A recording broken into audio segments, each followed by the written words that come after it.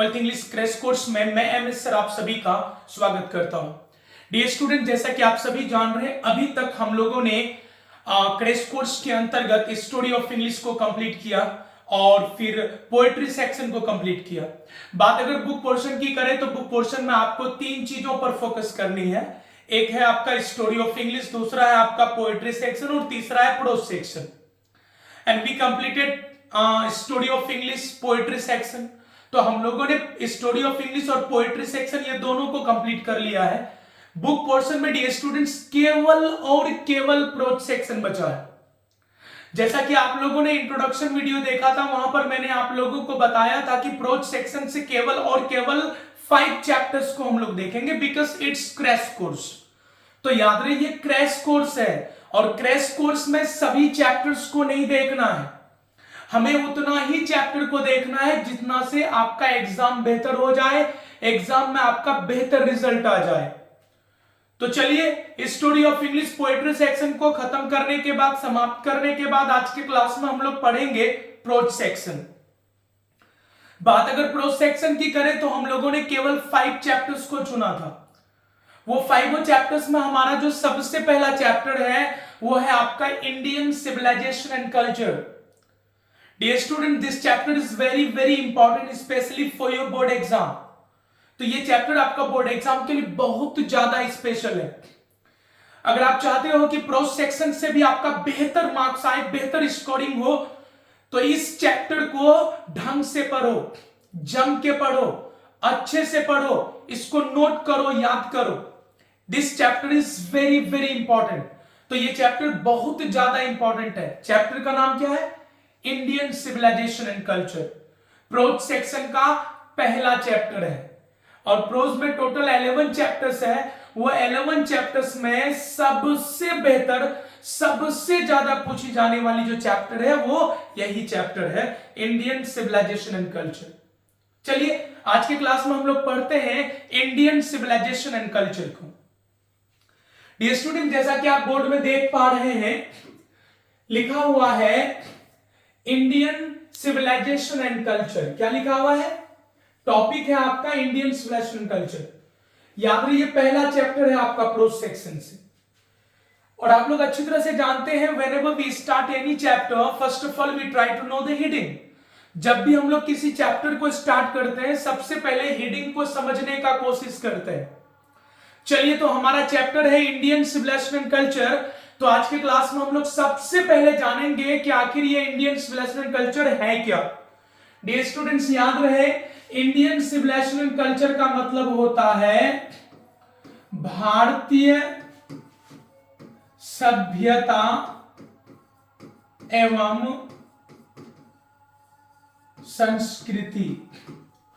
याद रहे चैप्टर का नाम है Indian civilisation and culture. Indian civilisation culture का मतलब होता है भारतीय सभ्यता एवं संस्कृति। भारतीय सभ्यता एवं संस्कृति। भारतीय मतलब भारत से संबंधित, सभ्यता मतलब, तो सभ्यता मतलब जहां सभ्य लोग रहते हैं, अच्छे लोग रहते हैं। तो भारतीय सभ्यता, तो भारत को एक अच्छा देश कहा गया, एक अच्छा जगह कहा गया। तो भारतीय सभ्यता मतलब आप भारत देश याद रख सकते हैं। एवं संस्कृति, संस्कृति का मतलब होता है रहन सहन। तो डियर स्टूडेंट्स, आपका चैप्टर है इंडियन सिविलाइजेशन एंड कल्चर, भारतीय सभ्यता एवं संस्कृति, अर्थात भारत देश और यहाँ के लोगों का रहन सहन। जी हाँ, इस चैप्टर में महात्मा गांधी ने भारत देश और यहाँ के लोगों का रहन सहन को बताया है। तो गांधी जी के मन में, या गांधी जी के मन में भारत देश और यहाँ के लोगों के प्रति जो विचार था, अपने विचार को प्रकट किया है। और अपने विचार को प्रकट करना, उसको लिखना एक प्रकार से ऐसे होता है। तो इंडियन सिविलाइजेशन कल्चर जो है, महात्मा गांधी ने इसे लिखा है। और याद रहे ये है क्या? तो याद रखेंगे ऐसे है। इंडियन सिविलाइजेशन कल्चर क्या है? ऐसे है। आपका एग्जाम में पूछ लेगा Indian civilisation and culture is dash, तो क्या हो जाएगा? ऐसे। पूछ लेगा Indian civilisation culture has been written by, क्या हो जाएगा आंसर? महात्मा गांधी हो जाएगा। चलिए, हेडिंग के बाद हम लोग जानते हैं लेखक के बारे में। किसके बारे में? लेखक। तो चलिए अबाउट ऑथर, लेखक के बारे में हम लोग जानते हैं। लेखक का जन्म कब हुआ? तो 2 अक्टूबर 1869 पोरबंदर गुजरात इंडिया में। मृत्यु कब हुई? 30 जनवरी 1948 killed by a fanatic Nathuram Godse, एक कट्टर व्यक्ति के द्वारा के हाथों मारे गए थे जिसका नाम क्या था? नाथूराम गोडसे। गांधी जी के किन किन चीजों के लिए फेमस थे, किन किन चीजों के लिए वो जाने जाते हैं? तो गांधी जी बापू के नाम से जाने जाते हैं, फादर ऑफ द नेशन कहा जाता है, राष्ट्रपिता, worshipper of truth and non violence, सत्य और अहिंसा के पुजारी थे, स्पिरिचुअल लीडर कहा जाता, आध्यात्मिक नेता, ये राजनेता कम आध्यात्मिक नेता ज्यादा थे, कॉस्मोपॉलिटन, विश्व नागरिक का उपाधि या विश्व नागरिक सम्मान से इसको सम्मानित किया गया था, फ्रीडम फाइटर, स्वतंत्रता सेनानी भी थे। तो याद रखेंगे हमारा चैप्टर है इंडियन सिविलाइजेशन एंड कल्चर, भारतीय सभ्यता एवं संस्कृति, अर्थात भारत देश और यहाँ के लोगों का रहन सहन। इस चैप्टर में महात्मा गांधी जो है भारत देश और यहाँ के लोगों का रहन सहन को बताया है, अपने मन की बातों को बताया है, अपने विचार को प्रकट किया है। किसी भी टॉपिक के प्रति अपने विचार को प्रकट करना वो निबंध है, ऐसे है। इसलिए याद रखेंगे इंडियन सिविलाइजेशन एंड कल्चर क्या है? ऐसे है। तो याद रखेंगे इंडियन सिविलाइजेशन एंड कल्चर क्या है? ऐसे है, रिटन बाय महात्मा गांधी। चलिए, महात्मा गांधी का जन्म कब हुआ? तो याद रखेंगे 2 अक्टूबर 1869 में हुआ था। कहां हुआ था? पोरबंदर गुजरात इंडिया में हुआ। इसकी मृत्यु कब हुई? तो याद रखेंगे 30 जनवरी 1948 ना। और ये नेचुरल डेथ नहीं हुई थी इसकी, इसको मारा गया था। किसने मारा था? तो एक कट्टर व्यक्ति ने मारा था जिसका नाम क्या था? नाथूराम गोडसे।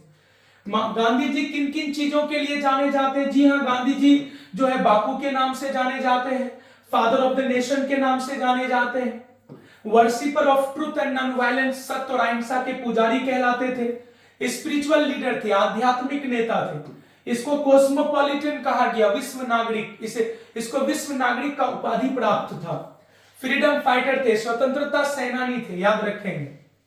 चलिए, इसकी प्रसिद्ध रचनाएं, गांधी जी को राजनीति में इंटरेस्ट तो था ही, गांधी जी ने अंग्रेजों के खिलाफ तो लड़ा ही, लेकिन इसके अलावा इसको लेखन में भी बहुत ज्यादा रुचि था, राइटिंग में बहुत ज्यादा इंटरेस्ट था। तो इन्होंने कई रचना लिखा, कई किताब लिखा। इसका एक अपना किताब है माई एक्सपेरिमेंट विथ ट्रूथ। याद रहे, माई एक्सपेरिमेंट विथ ट्रूथ ये एक ऐसी किताब है जिसमें गांधी जी के जीवन के बारे में, गांधी जी ने अपने से अपने जीवन के बारे में लिखा और उस किताब का नाम दिया माई एक्सपेरिमेंट विथ ट्रूथ, अर्थात गांधी जी का ऑटोबायोग्राफी है, आत्मकथा है। आपका परीक्षा में पूछ लेगा the autobiography of Gandhi is called, तो गांधी जी का ऑटोबायोग्राफी कहलाता है या उसका नाम क्या है? तो याद रखेंगे माई एक्सपेरिमेंट विथ ट्रूथ। इसके अलावा इसकी एक रचना है हिंद स्वराज, है ना, truth is God, truth is God. अगला रचना है इसका इंडिया ऑफ माई ड्रीम्स, है ना, गोखले माई पॉलिटिकल गुरु।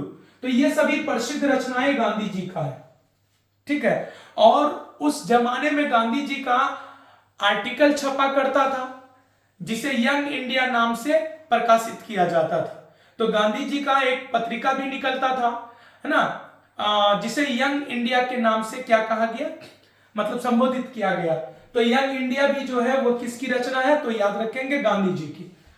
तो याद रहे, जब भी हम लोग कोई चैप्टर स्टार्ट करते हैं सबसे पहले हेडिंग को समझते हैं। हमारा हेडिंग है Indian civilisation and culture, Gandhi ji ने लिखा, भारतीय सभ्यता एवं संस्कृति ऐसे है, याद रहे। उसके बाद लेखक के बारे में हम लोगों ने जाना, गांधी जी के बारे में जाना। तो गांधी जी के बारे में जानना एक तरह से हिस्ट्री जानना है, एक तरह से जीके जानना है, तो ये अपने आप में एक इंपॉर्टेंट क्लास है। चलिए, तो लेखक के बारे में भी एक तरह से चैप्टर के बारे में हो गया, हेडिंग के बारे में हो गया, लेखक के बारे में हो गया। अब हम लोग आगे बढ़ेंगे, जानेंगे इस चैप्टर के समरी को। लेकिन आपको पता है ना, समरी लिखने से पहले, समरी को देखने से पहले हम लोग चैप्टर के ऊपर चर्चा करते हैं। तो आइए देखते हैं कि आखिर इस चैप्टर में गांधी जी ने, Indian civilisation and culture chapter में गांधी जी ने क्या बताए हैं। याद रहे, गांधी जी लिखते हैं Indian civilisation is not beaten in the world, it has evolved. Gandhi ji लिखते हैं कि भारतीय सभ्यता जो है वो पीछे नहीं है, भारतीय सभ्यता तरक्की किया है, विकास किया है। गांधी जी का मानना है कि दुनिया में जितनी भी सभ्यता है, सभी सभ्यता से बेहतर सभ्यता हमारा भारतीय सभ्यता है। गांधी जी का मानना है कि बड़ा से बड़ा सभ्यता बर्बाद हो गया, चाहे वो रोम की सभ्यता हो, ग्रीस की सभ्यता हो, या फिर एंशियंट इजिप्ट, मिस्र के राजा की बात करें, उसकी शक्ति चली गई। नहीं, एंशियंट इजिप्ट, प्राचीन मिस्र के राजा फराउस, फिरौन, उसकी भी शक्ति नहीं रही। देखा जाए तो दुनिया का बड़ा से बड़ा सभ्यता, चाहे वो एटिक सिविलाइजेशन हो, मतलब चाहे ग्रीस का सभ्यता हो, रोम का सभ्यता हो, या फिर फराउस का शक्ति हो, सब चीज बर्बाद हो गया। इतना ही नहीं, यूरोपियंस जो है वो रोम और ग्रीस का कहानी को सुनकर खुद को बचाने का प्रयत्न कर रहा है, उसकी भी स्थिति दयनीय है।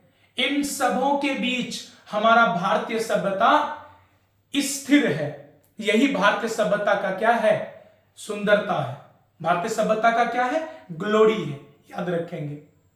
गांधी जी का मानना है कि विदेश के लोग, दूसरे देशों के लोग हम पर यह आरोप लगाते हैं कि हम लोग आलसी हैं, मूर्ख हैं, तरक्की करना नहीं जानते। गांधी जी बताते हैं कि यह हमारे गुण के खिलाफ है। हम तुरंत नियमों को में बदलाव नहीं लाते, तो लोग सोचते हैं कि बस घिसा पिटा नियम चलता है इसका। हम किसी भी कानून को जब लागू करते हैं तो उसके ऊपर एक्सपेरिमेंट करते हैं, एक्सपीरियंस करते हैं, तब जाकर उसको लागू करते हैं, तो बदलने की कोई जरूरत ही नहीं पड़ती। हम आविष्कार इसलिए नहीं करते, हमारे पूर्वजों ने हमें बताया है कि हमें मशीन के पीछे नहीं भागनी चाहिए। अगर हम मशीन के पीछे भागेंगे तो हम मशीन के गुलाम हो जाएंगे। हमें अपने हाथों और पैरों के कामों पर विश्वास करनी चाहिए। मशीन हमें आलसी बना देगा, चरित्रहीन बना देगा। हमारे पूर्वजों ने कहा कि वास्तविक खुशी पैसा में नहीं है, वास्तविक खुशी रईसी में नहीं है, वास्तविक खुशी विलासिता में नहीं है, वास्तविक खुशी सुख ढूंढने में नहीं है, वास्तविक खुशी ये मशीन में नहीं है। वास्तविक खुशी जो है वो मानसिक स्थिति में है। तो याद रखेंगे, happiness doesn't depend on wealth, it depends on mental condition.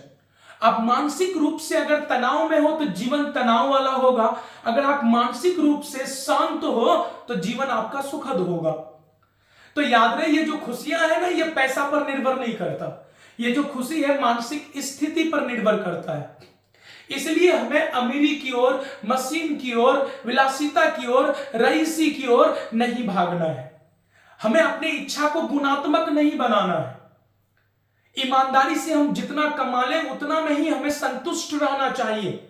वरना गांधी जी ने लिखा है, क्या लिखा है? Mind is restless but the more it gets the more it wants and remains unsatisfied. Gandhi ji ने कहा कि ये जो दिमाग है ना, ये चंचल चिड़िया की तरह है, इसमें जितना डालो ये उतना ही मांगेगा, फिर भी असंतुष्ट रह जाएगा। अर्थात इच्छा की कोई सीमा नहीं है। हमारा जो इच्छा है, ह्यूमन वांट्स जो है वो मल्टीपल है, इच्छा का कोई सीमा नहीं है। इसलिए अपने अच्छी इच्छा पर लगाम लगाना चाहिए। We must bridled our wants. तो हमें अपने इच्छा को क्या करनी चाहिए? ब्रिडल्ड करनी चाहिए, अनब्रिडल्ड नहीं कर देनी चाहिए, दिक्कत हो जाएगा फिर। गांधी जी बताते हैं कि दुनिया का बहुत बड़ा सभ्यता था एटिक सिविलाइजेशन, जो कि ग्रीस में था। तुम उसका रिकॉर्ड पढ़ो, उसका इतिहास पढ़ो।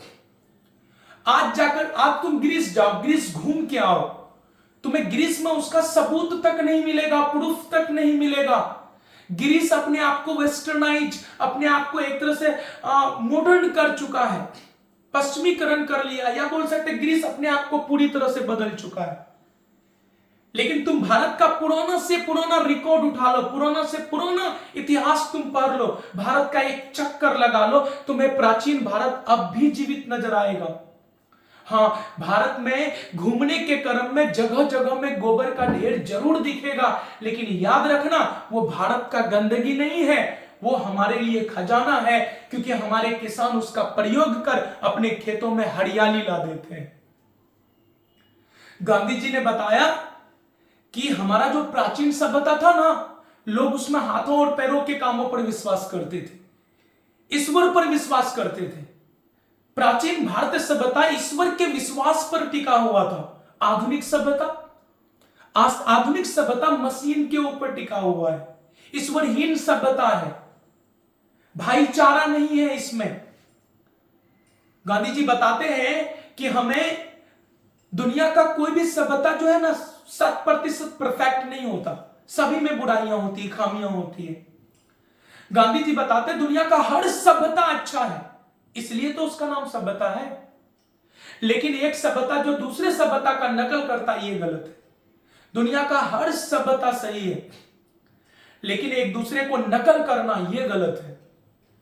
तो हमें एक दूसरे को नकल नहीं करना है, यह हमारे लिए घातक साबित होगा। गांधी जी बताते हैं कि पश्चिमी सभ्यता ईश्वरहीन सभ्यता है। मैं पश्चिमी सभ्यता के खिलाफ बोल रहा हूं तो इसका मतलब यह नहीं कि मैं उससे नफरत करता हूं। मैं तो पश्चिमी सभ्यता का आभार व्यक्त करता हूं, उन्होंने हमें लिटरेचर दिया, साहित्य दिया। इस अध्याय में, इस एसे में गांधी जी ये बताने का भी प्रयत्न किए हैं कि इंसान अगर दो बातों को अगर फॉलो कर ले, एक है परफॉर्मेंस ऑफ ड्यूटी, दूसरा है ऑब्जर्वेंस ऑफ मोरालिटी। हर इंसान का कोई न कोई कर्तव्य है। जैसे मैं टीचर हूं तो मेरा कर्तव्य है ईमानदारी से पढ़ाना। तो सोचिए कि परफॉर्मेंस ऑफ ड्यूटी अगर मेरे में हो, मैं टीचर हूं, मुझे पढ़ाना, ईमानदारी पूर्वक पढ़ाना, बच्चों का कैरियर बनाना, मैं इसी पर अगर फोकस करूं, यह है परफॉर्मेंस ऑफ ड्यूटी। आप छात्र हो, आपका काम केवल पढ़ना है। छात्र हो, पढ़ना काम है, सीखना काम है, यह आपका ड्यूटी है। तो आप छात्र होकर अगर ईमानदारी पूर्वक पढ़ रहे हो तो यह परफॉर्मेंस ऑफ ड्यूटी है। जिस तरह एक सैनिक सरहद पर रहकर हर चीज को त्याग कर अपने ड्यूटी पर फोकस रखता है, थोड़ा सा चूक कर देगा तो देश के लिए खतरनाक साबित हो जाएगा। तो सीमा में जिस तरह एक सैनिक अपने ड्यूटी के प्रति वफादार होता है, उसमें परफॉर्मेंस ऑफ ड्यूटी होती है, सेम उसी तरह एक छात्र में भी अगर परफॉर्मेंस ऑफ ड्यूटी हो, नहीं लगता है समय से पहले सफल हो जाएगा। तो हर इंसान में दो बातें होनी चाहिए, एक है परफॉर्मेंस ऑफ ड्यूटी जिसके बारे में अभी मैंने बताया, दूसरा है ऑब्जर्वेंस ऑफ मोरालिटी। तुम इंसान हो, तुम में इंसानियत होनी चाहिए। तुम इंसान हो, तुम में इंसानियत होनी चाहिए। तो हर जगह इंसानियत शो करना है, हर जगह भाईचारा को पहले रखना है, यह गुण होना चाहिए हमें। हर जगह भाईचारा को पहले रखेंगे। लेकिन हम इंसान हैं, लेकिन कभी कभी कुत्तापन आ जाता है। हम इंसान हैं, कभी कभी जानवर वाला गुण आ जाता है। ये तो गलत बात है ना। कुत्तापन कुत्ता में होगा, उसका जो एक तरह से कार्य क्षेत्र है उसको निभाने दो, रोल प्ले करने दो उसको। हम इंसान हैं, हमें इंसानियत होनी चाहिए।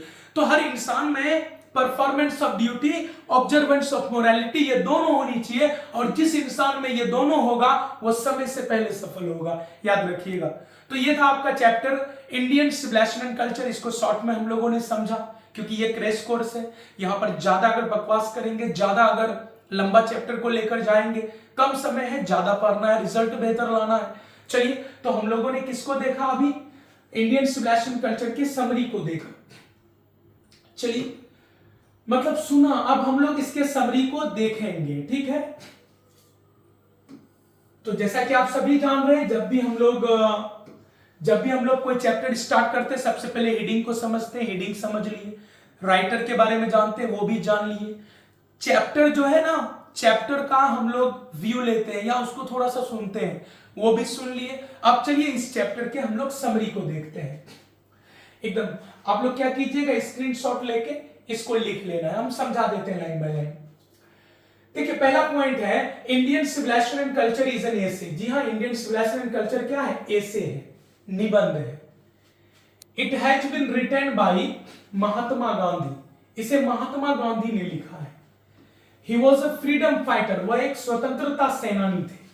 ही was born in 1869 in India and died in 1948। इसका जन्म 1869 में कहां पर हुआ? भारत में। मृत्यु कब हुई? 1948 में। अगला पॉइंट याद रखेंगे, he devoted his life time in Indian politics from 1915 to 1948।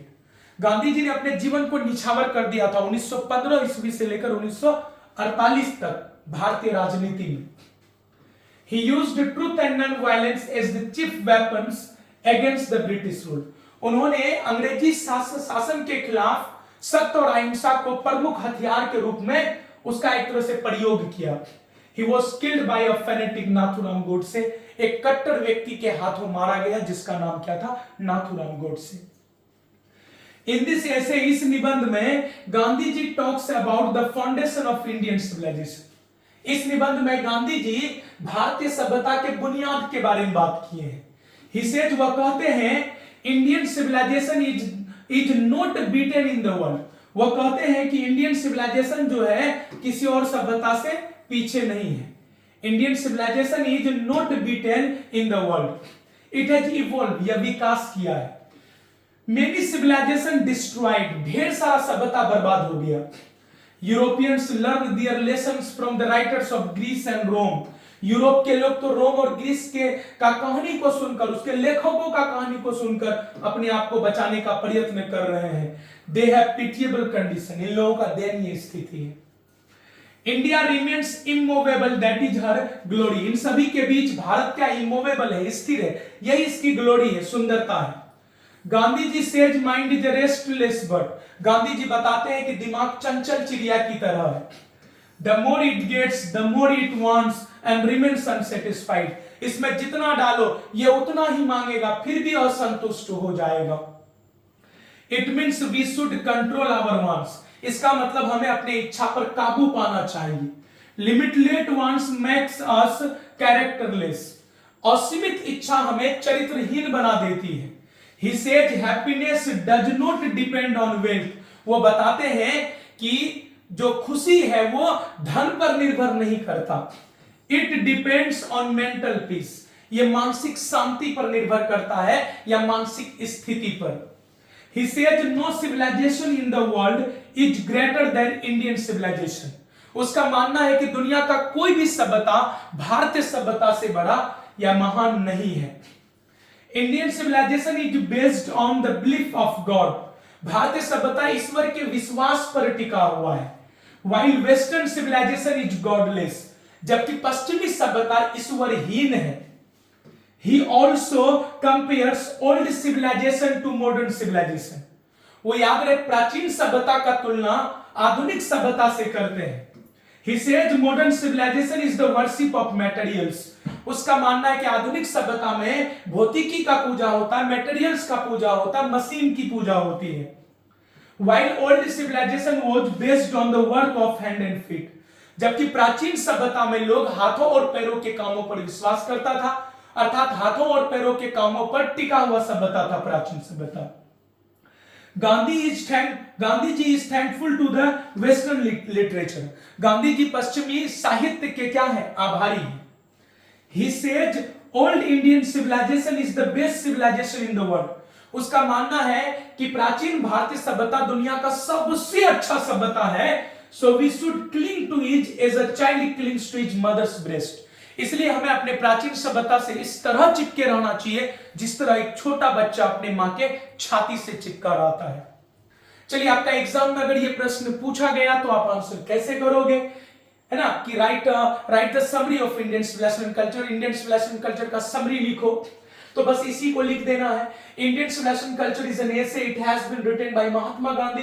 He was a freedom fighter, he was born in 1869 in India and died in 1948. He devoted his lifetime in Indian politics from 1915 to 1948. He used truth and non-violence as the chief weapons against the British rule. He was killed by fanatic Nathuram Godse. In this essay, Gandhiji talks about foundation of Indian civilization. He says Indian civilization is not beaten in the world; it has evolved. Now, many civilizations destroyed. Europeans learned their lessons from the writers of Greece and Rome. Greece and Rome. They have pitiable conditions. India remains immovable, that is her glory. Gandhi says mind is restless, but the more it gets, the more it wants and remains unsatisfied. It means we should control our wants. Limitless wants make us characterless. He says happiness does not depend on wealth, it depends on mental peace. He says no civilization in the world is greater than Indian civilization. Indian civilization is based on the belief of God, while Western civilization is godless. He also compares old civilization to modern civilization. He says modern civilization is worship of materials, while old civilization was based on the work of hand and feet. Gandhi is thankful to the Western literature. He said old civilization, Indian civilization is the best civilization in the world, so we should cling to it as a child clings to his mother's breast. इस प्रकार आप इसको लिख लेंगे। चलिए, तो heading हो गया, लेखक के बारे में हो गया, है ना, चैप्टर को सुन लिए, समरी भी हो गया। एक काम करते हैं, अब इसके ऑब्जेक्टिव्स को देखते हैं। Most important objectives Indian civilisation culture से जो है उसको हम लोग देखेंगे। कोशिश की है कि एग्जाम में वहीं से पूछे। चलिए, ऑब्जेक्टिव्स ये रहा आपके समक्ष, जैसा कि आप सभी देख पा रहे हैं on the board. Okay, point 1, Indian civilisation and culture is an essay. याद रखेंगे, इंडियन सिविलाइजेशन कल्चर क्या है? एसे है। अगला point, Indian civilisation and culture is written by, जी हां, महात्मा गांधी हो जाएगा। अगला पॉइंट है, Mahatma Gandhi is known as, Mahatma Gandhi Babu Bapu भी कहलाते थे, फादर ऑफ द नेशन भी, स्पिरिचुअल लीडर भी कहलाते थे। अगला point, Gandhi ji used weapons against British, है ना, तो याद रहे गांधी जी ने जो हथियार का प्रयोग किया ब्रिटिश के खिलाफ, वो कौन था? Truth and nonviolence. क्या था? Truth and non violence.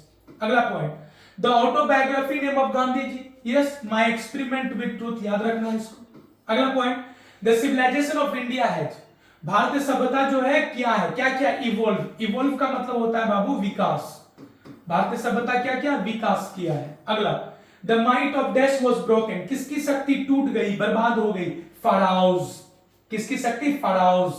ये एंशिएंट इजिप्ट के शासक थे ना। अगला, डैश हैव पिटिएबल कंडीशन, किसकी स्थिति दयनीय थी? यूरोपियंस की, ऑफ कोर्स, याद रखेंगे यूरोपियंस का स्थिति। India remains immovable, that is her glory, तो इंडिया रिमेन्स इमोवेबल, भारत स्थिर रहता है, भारत स्थिर है, यही इसकी क्या है? ग्लोरी है। ग्लोरी का मतलब होता है बाबू सुंदरता। क्या होता है? सुंदरता।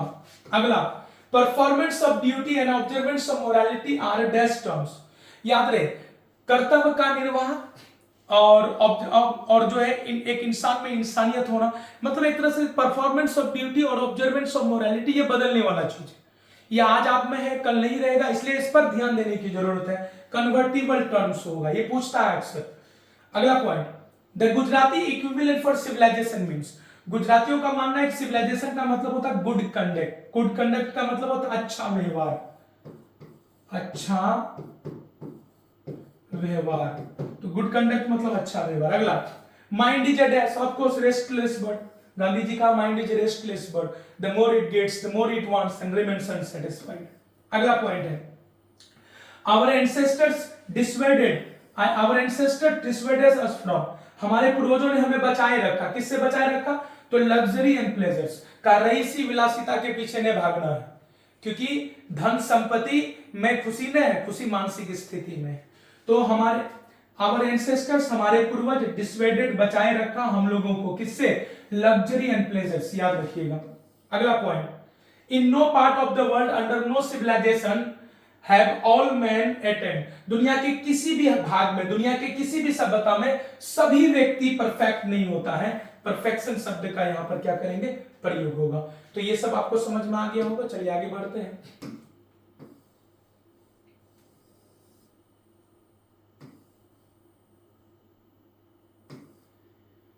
चलिए, इसमें एक क्वेश्चन है लास्ट में, जैसा कि आप देख पा रहे हैं।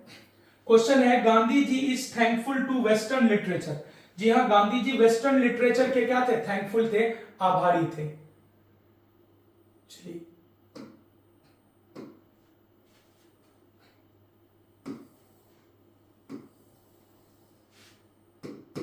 हमारा अगला पॉइंट है, modern civilisation is the worship of materials, जी हां, मॉडर्न सिविलाइजेशन किसकी पूजा है? मटेरियल्स का, भौतिकी का, मशीन्स का, याद रखेंगे। अगला पॉइंट है, जिबोन इज एसोसिएटेड विथ, तो जिबोन का संबंध इटली से था, याद रखेंगे, इटली से। अगला point, attic civilisation was in, attic civilisation कहां था? ग्रीस में था। अगला, dash was the ruler of ancient Egypt, प्राचीन मिस्र का राजा को क्या बोलते हैं? फाराओस, याद रख लीजिएगा। Indian civilisation is the state of the development of people, सभ्यता वो है जहां पर लोगों का विकास हो, सही बात है। अगला, यूरोपियन सिविलाइजेशन विल मीन रून, है ना, फॉर इंडिया, मतलब यूरोप के सभ्यता का अगर भारत नकल करेगा तो भारत की बर्बादी होगी कि नहीं होगी? रून शब्द यूज हुआ। Dash were satisfied with small villages, छोटे छोटे गांवों में ही कौन संतुष्ट थे? आवर एंसेस्टर्स, हमारे पूर्वज। चलिए, अगला पॉइंट है, civilisation points out to man, ये जो सभ्यता है ना, ये लोगों को दिखाती है, क्या दिखाती है? पाथ ऑफ ड्यूटी, कर्तव्य का रास्ता। अगला, the tendency of Indian civilisation is to elevate, भारतीय सभ्यता का प्रवृत्ति क्या है? नैतिकता की ओर लेकर जाना, तो मोरल बीइंग्स हो जाएगा आंसर। अगला, the tendency of western civilisation to propagate, पश्चिमी सभ्यता हमें किस ओर लेकर जाती है? इमोरलिटी, अनैतिकता, हैवानियत की ओर। अगला, इन ancient days common people enjoyed true home rules, याद रखेंगे प्राचीन समय में कॉमन आदमी भी बहुत अच्छे से जीवन जीते थे। अगला, mind is restless but the more it gets the more it wants, दिमाग चंचल चिड़िया की तरह है ना? दिमाग क्या है? चंचल चिड़िया की तरह है, इसमें जितना डालो वो उतना ही मांगेगा ना। अगला, dash is dead against blind imitation of western civilisation, dash is dead against, मतलब डैश जो है ना वो खिलाफ थे, डेड अगेंस्ट का मतलब होता पूरा अटल होकर खिलाफ होना, ब्लाइंड इमिटेशन अंधाधुन नकल ऑफ वेस्टर्न सिविलाइजेशन, पश्चिमी सभ्यता का जो अंधाधुन नकल हो रहा था उसके खिलाफ थे। कौन? महात्मा गांधी, याद रखेंगे। अगला point, civilisation taught us to be more friendly, सभ्यता हमें सिखाती है कि मित्रता पूर्वक रहनी चाहिए।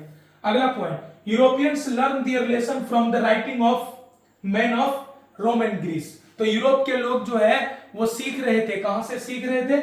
वो अपने आप को बचाने का कोशिश कर रहे थे, कहां से? तो from the writing of Rome and Greece. ठीक है, चलिए, तो ये था आपका ऑब्जेक्टिव्स। देखा जाए तो चैप्टर हमने जो स्टार्ट किया इंडियन सिविलाइजेशन कल्चर, तो हेडिंग भी समझ लिया, लेखक के बारे में भी समझ लिया, चैप्टर को भी सुन लिया, उसके बाद फिर हम लोगों ने समरी को देखा, इंपॉर्टेंट ऑब्जेक्टिव्स को देखा। तो इसी के साथ इंडियन सिविलाइजेशन कल्चर का टोटल चीज आपका समाप्त होता है। नहीं, बच जाएगा क्वेश्चन आंसर, एक्सप्लेनेशन, वो हम लोग बाद में आएंगे, जिस तरह पोएट्री में हम लोग लेकर आए थे सेम उसी तरह पढ़ेंगे। तो चलिए आज का क्लास यहीं तक रहने देते हैं।